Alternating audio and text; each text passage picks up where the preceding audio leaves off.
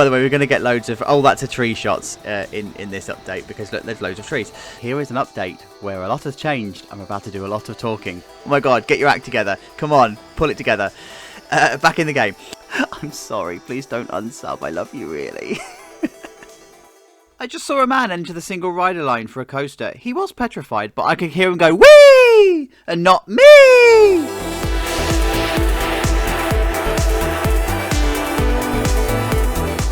Hey everybody, how's it going? So thanks for coming along to episode number 15 of Grosvenor Gardens. And if you are finding us for the first time, come on in, grab a brew, take a seat and introduce yourselves to the room. You are most welcome here. And guys, thanks so much for the support as always. I say it every week and I don't mean it any less. This was the last episode then. This was the Rapids ride. And I'm so glad we took the time to do all the custom stuff because it turned out amazingly. But wait a moment. What's this in the background? Well, this is the winner of the poll, and apparently you guys like voting for coasters that don't exist in real life. Before we go into that though, we've got more news. We need to stop the press for a moment, and you've probably not even noticed it yet.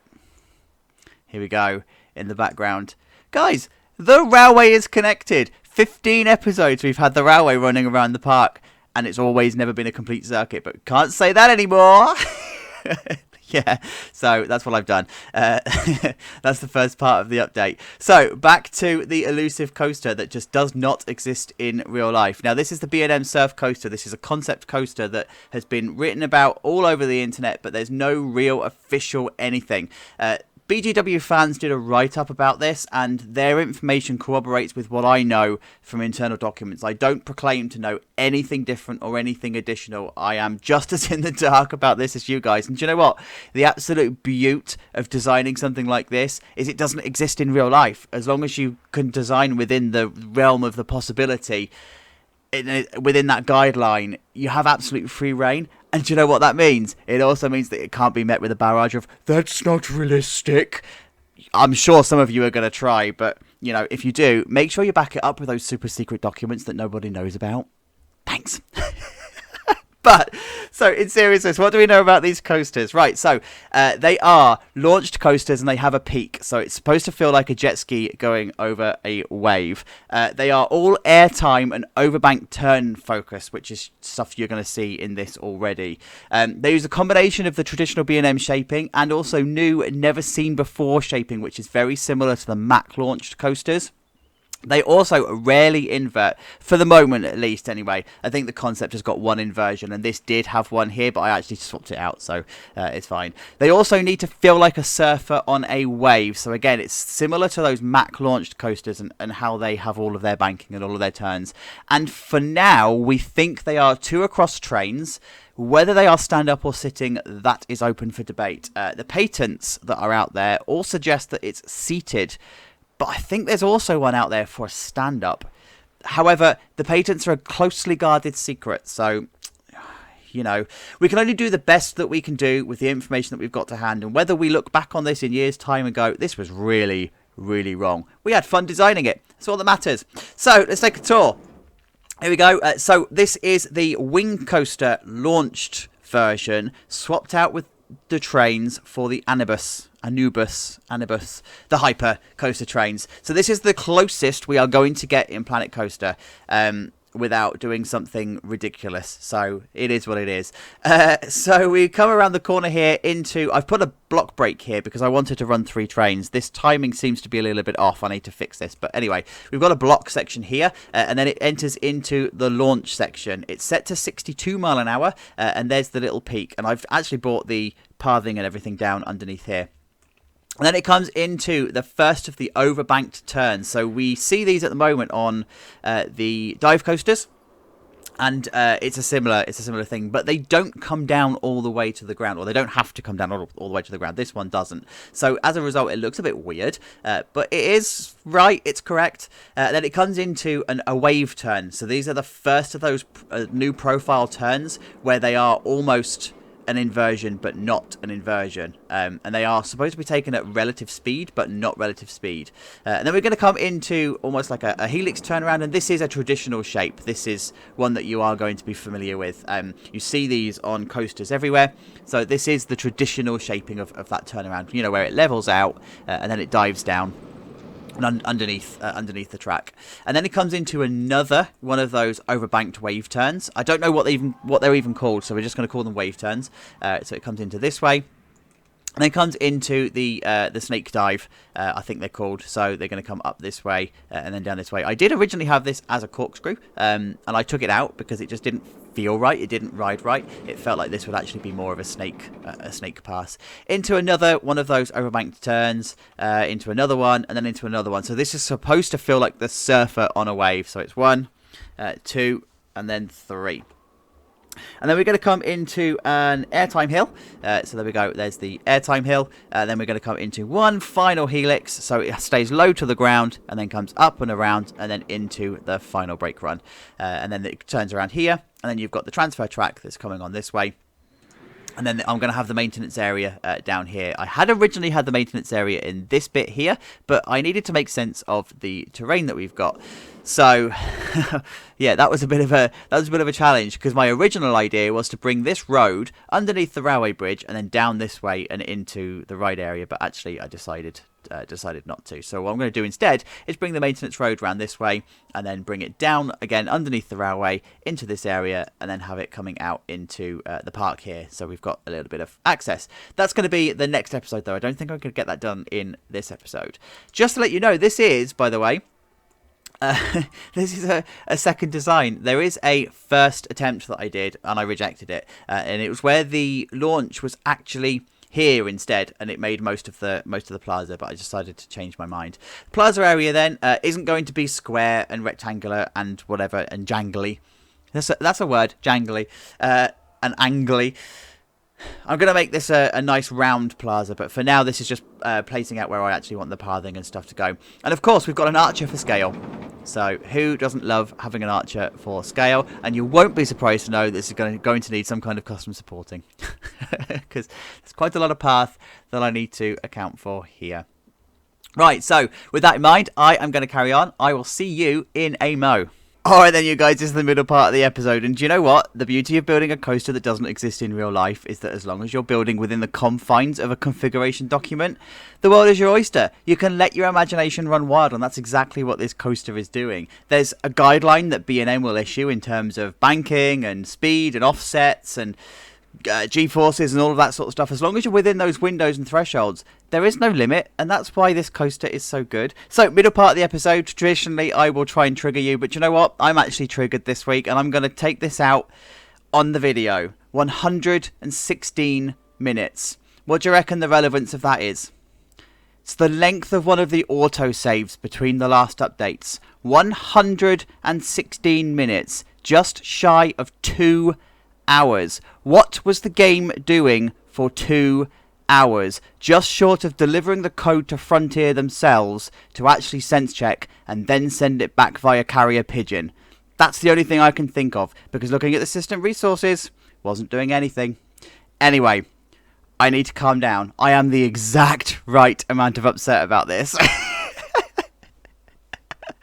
Anyway, B&M Surf Coasters are so much fun to design. They are just so swoopy and so delicious. That's the only way I can describe it. It's absolutely, they are brilliant. So as you can see, I've done a lot of custom supporting here, and the supports for the surf coasters, from what we can make out, are slightly different to your usual B&M coasters. So if you have a look at this support here, this is your typical B&M support, right? And the idea is that it actually maintains and takes all of the G-forces down to this pillar here. However, when you're dealing with offset banking, like this one here, which is 90 degrees, this pillar down here doesn't actually work. The forces don't get diffused any better. So what you do is you actually have them facing inside, because all of the forces then come from the track and they come down this way. Now, you actually see this on quite a few of the other coaster models as well. You see it on the Mack coasters, and you see it on the Intamin coasters and stuff. So B&M, of course, are doing this as well. And it's fascinating, right?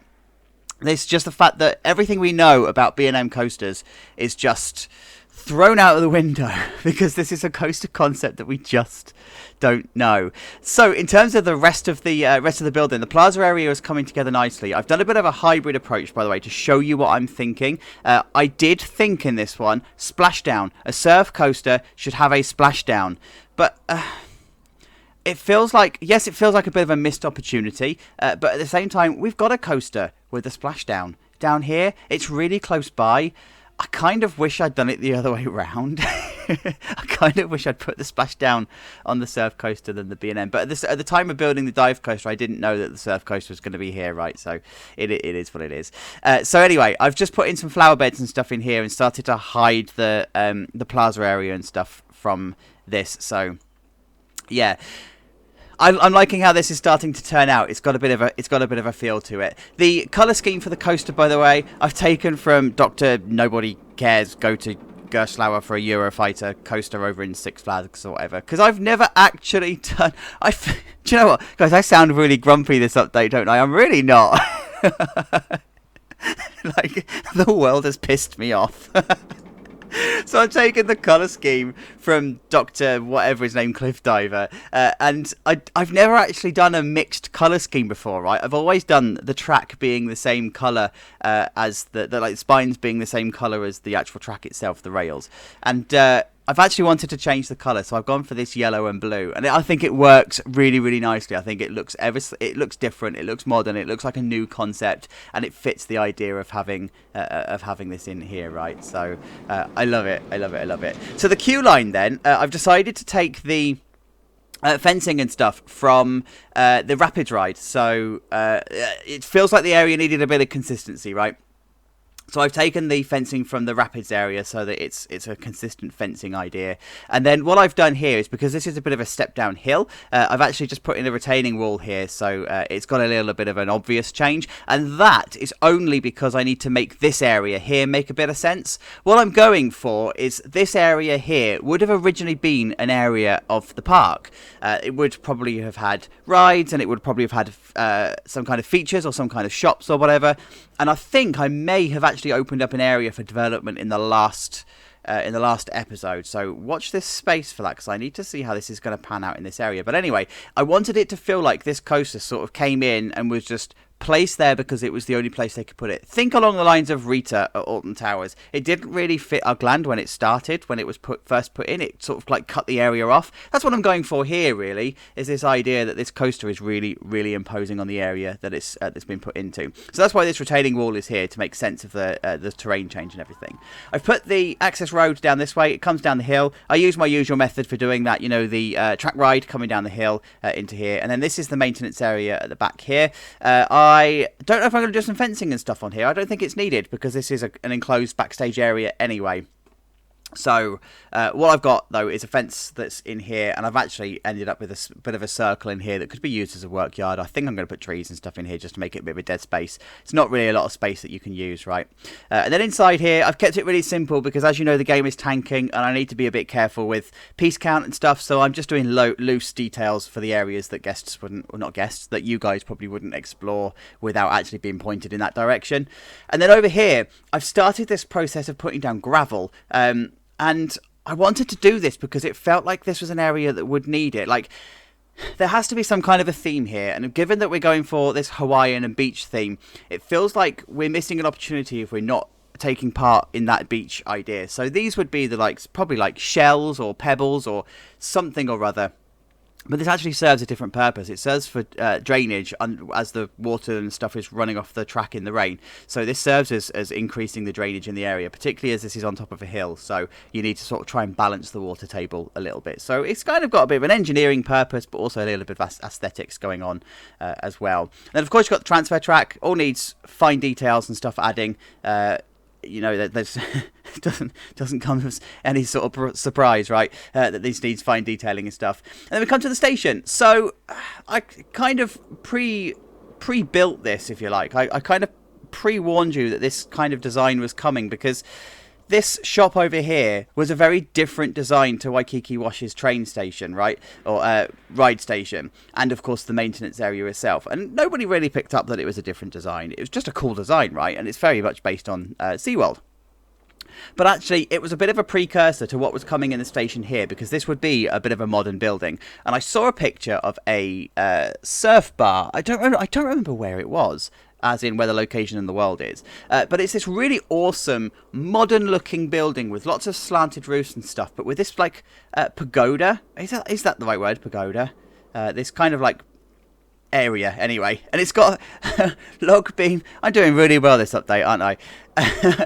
They've got like these log beam columns, these log beam pillars, and then they've got wooden struts across here, and then you've got like this almost, it feels plastic. It's not going to be plastic, but it feels like a plastic roof on the top here, and it's a double-lipped roof. So I wanted to have this in the station, right? And I wanted to have this overhanging as a bit of a porch area. But then the main station building itself being quite elegant and quite open.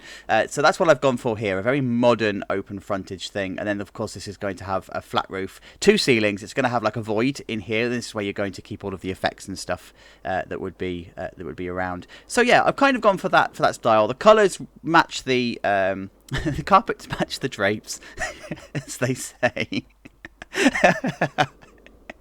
Oh man, this episode needs to win me an award. It really does. And then what I've done here is put the catwalks in. So on the official documentation that seems to be coming out of SeaWorld, it's the catwalk is on the left, right? So you would only have the catwalk on this side. But because of the coaster type I'm using in game, it does actually have a catwalk either side. So I'm just letting you know that in reality it probably would only have 1 catwalk, but in Planco we have to have 2 because of the coaster type that I've used. And the last thing to show you in this update then, look, the trains are running. We've also got a maintenance shed here, and I said in previous updates that because this bit is a bit of a back of house industrial looking area, there would probably be some kind of tunnel or some kind of feature a la Gardaland put in here. So this is what I've done. I've backed it onto the maintenance shed so we can kind of hide the maintenance shed from the actual ride itself.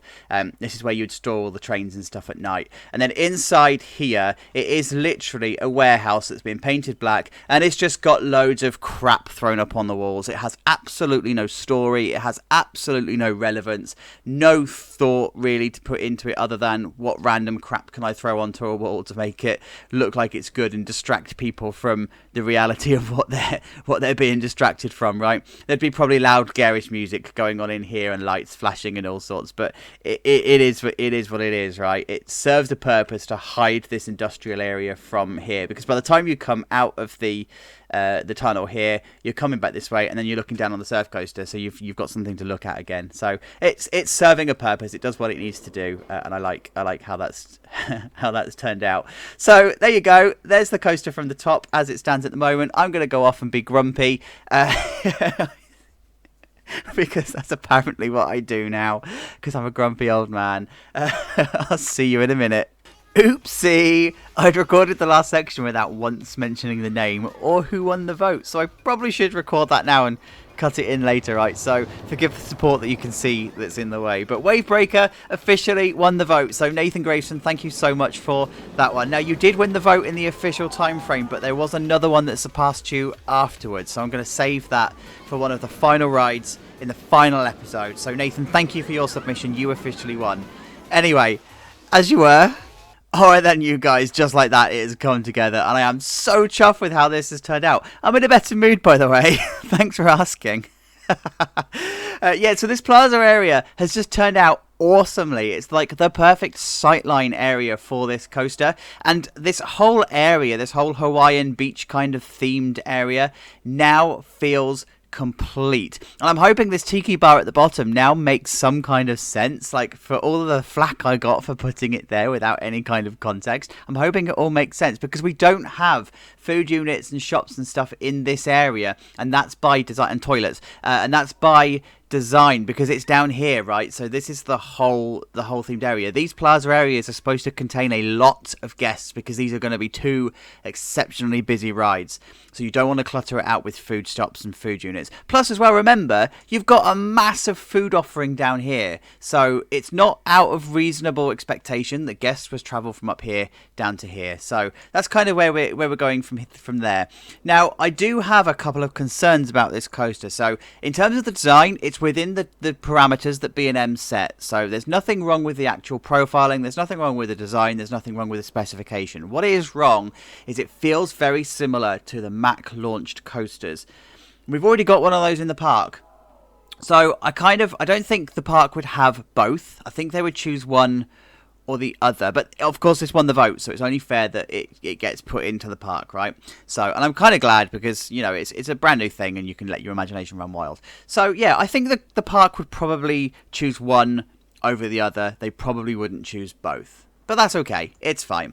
The other bit that I've got is this launch here, which is perfect timing. It doesn't really have any punch to it, even though it's set to the maximum speed that it would allow. Now, we know that the launches on the Wing Riders are really punchy, and this is set to the fastest acceleration that it can go.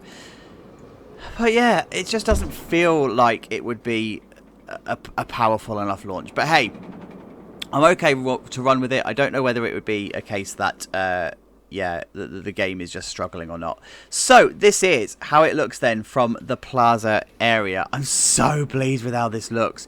It just interacts with the plaza and the path so perfectly. It's like proper immersive. It gives me vibes actually of the Christmas episode where we did the Pioneer in the plaza area and how small that is. This is actually another small area to design, so it came together really quickly, like frighteningly quick, in fact. But yeah, I just like how this plaza is both exposed and enclosed at the same time. You've got all of the flower beds that would be new, so all of these would be still fresh. They would all be brand new plants. It wouldn't be very mature, so over time this would grow up and you would end up having almost like it being enclosed by foliage and palm trees and stuff, but this is still relatively new. But then you've got this bit in the middle that contains a lot of guests, a bit of seating, some questions as to whether you'd put the seats underneath the track or not, but hey, you've got path covers for this reason. It's also not out of the realms of the possibility that over time they would put foliage and stuff on top of these, so it creates it a bit more enclosed. But I like how this has turned out, and it's fluid, right? So we're not dealing with a lot of squares, and I know I deal with a lot of squares in my previous builds and stuff. This is a flowing, swooping plaza area. The flower beds are all in like a rounded area, and they're not symmetrical. That it just feels perfect. It feels like how it should do. And I decided to take some of your ideas as well, in the sense of having a beach theme. I like that idea of having the beach theme. So we've got the cove element, and this is where all of the palm trees and stuff come into it. And because of course we are continuing the beach theme, we've got the surfboards, because why not? Of course we're going to have the surfboards.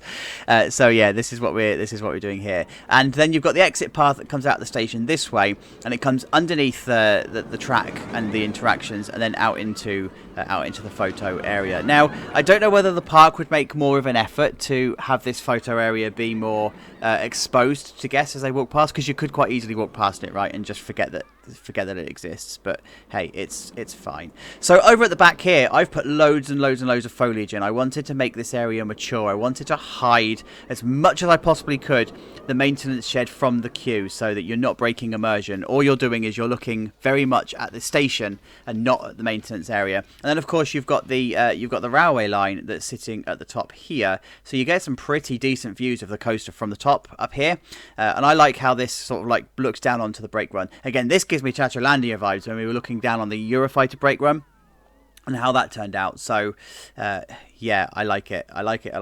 Up here, by the way, whilst we're up here, I've only just put a little bit of foliage in here. I need to do the full detailing and stuff of this in the next episode, right? So watch this space on that one. When we come down to the station then, I've kitted out the area here, so this is now a fully functioning, well, it's not functioning in game, but it's a fully functioning transfer track where they would come and do the maintenance. Roofed off all of the station, and I just wanted to have a flat roof and then the peak at the front just to give it that little bit of character to it. Then inside here, I've done a bit of touching up. I've done a little bit of work. So we've now got our staff, we've got our push points, we've got all the stuff that you'd find in a station. We've got the baggage hold. I've put some lights up, and I've also put some signs and stuff. We've got a control panel, a control booth, and if I just change the camera, there we go. You can now see that we've also got row numbers. So that bit is really important, because this is a long coaster. It would have a lot of row numbers, And then I've also just put some themed lighting in here, so some blue lighting, just to give it that element of beach and that element of theme that we've got here. Now, the one drawback, by the way, and this happened with the STC as well. The one drawback of using the wrong train for the wrong coaster type or the wrong track is that stuff like this happens where it's way too tall. This is not how this station would look in any way, shape or form. But I'm okay with it. It's fine. It's done. It is what it is. It happened with the STC. Just bring a ladder. Yeah, so this is then the exit path. And, do you know, it's really, really strange, right? I think this is one of my favourite views of this area, because the station is so big, it's so chunky, and it actually reminds me a little bit of our Raven station at Cedar Point. It's kind of got that kind of vibe to it with the stone cladding and whatever that we've got going on. But I like this view because this exit path widens out for absolutely no reason whatsoever, and I've just put some kind of monetization of the area, and then it comes back into a really thin path, like proper thin, to the point where it doesn't even make an effort to go around this support either. I just felt like that would be one of those design faux pas that the park probably would never have considered, but in reality it's a bit of a nightmare. Like, they really should have spotted that, especially as they're dealing with the plaza. And I think the park would have made that decision to go down this way so that they could try and funnel as many people into this bit here for the ride photos, but failed miserably because the ride photos face away from you. So there's kind of like some deliberate bad design choices that I've made here just to try and make it out as if, you know, maybe the park's been taken over and it's probably gone to crap since. You know who I'm talking about. So I just wanted to have that kind of element in here. But just to give you another view of the plaza area. So here we go. Here's like the drop. And this is the sorts of views that you're getting of that wave turn here. And then as it comes round, it comes into the helix. I've reprofiled that helix, by the way. It is slightly different. And then it comes into another wave turn. And then into that weird S-bend. I'm still not entirely convinced about that S-bend. I still think it should be a corkscrew. I'm still like toying. Maybe it should be a corkscrew. Maybe it should be an S-bend. But hey, whatever. And then these three successive wave turns, they look awesome. I'm really pleased with how this is. Coming over to this side, then you get again some awesome views of the plaza and stuff and of the track. But there's also something else to show you. So if I sort of come this way and come through the come through the supports, and you can see the rest of the plaza area and just how wide and how open it is. If you look back, you get some brilliant views of the dive coaster in the background. So like, it just frames off this area just nicely, because you're sort of like looking at all of this blue B&M track, going, which part is wave breaker and which part is the dive coaster. It's amazing. It's awesome. Hooray! Right, so let's show you the bit from the top. There you go. So this is how it looks from the top. As always, guys, thank you so much for getting to the end of the video. Really do appreciate it. I'm going to pop a POV in here. Please remember that the game is really starting to tank now. And yeah.